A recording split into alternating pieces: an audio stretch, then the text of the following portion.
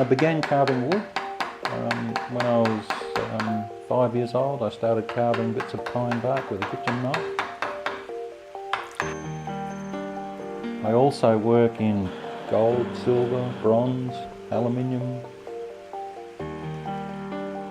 concrete, glass.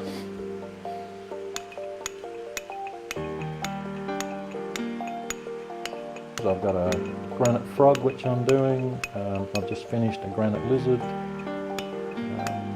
I'm working on a number of, at any one time I might have up to 30 works in progress.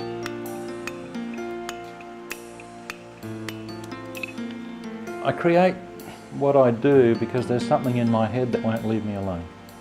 I just have to do it.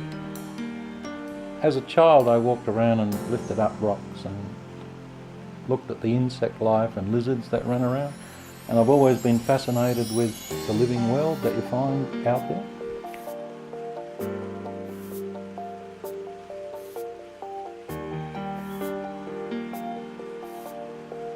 When I'm working, I need to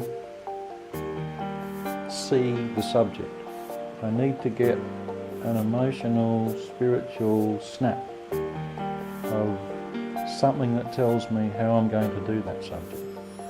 And I observe precisely things that matter to me. Now if I meet a person, unless I'm going to do their portrait, I'll probably remember the shape of their ear but not their name. If I'm carving an animal, I look for something that defines it to me, some way it moves or sits or some behaviour. And when I see that snap, then I know exactly how I'm going to do it. When I carve, I don't do any drawing, I just pick up a hammer and chisel and do it. It's because I've got a picture in my mind of what I'm doing.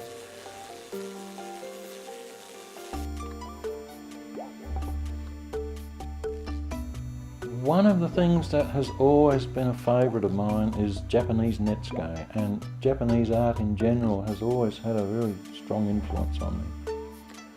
The Japanese culture, the Japanese people, I find when I'm in Japan I feel at home.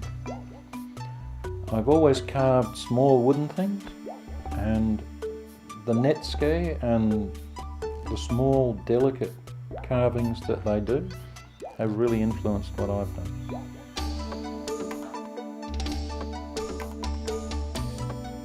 As part of my interest in Japan, I've had, I think it's 6 exhibitions in Okayama so far, and a couple in Tsuyama. And at it was at the first exhibition that I had in Okayama, Shigeyomi Ogura Sensei, who is an extremely well-respected woodblock printmaker in that area of Japan, came into my exhibition and bought a little bronze chicken about that big. And you're always introduced to whoever buys your work in Japan, and they told me that he was a printmaker, and he was one of those people you meet someone and you just know that you're on the same wavelength. It's like they've been your friend all your life. And I asked him if he would show me how you do printmaking, and he said, no problem.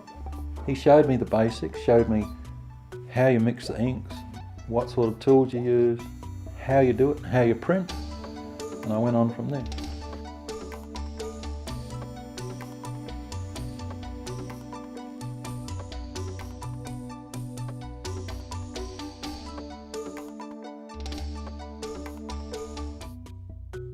I admire work that has the love of the artist in them. And that is a quality which really stands out. I walk through the Louvre past kilometres of marble sculptures, and every now and then one would say, look at me. I want to do that sort of work.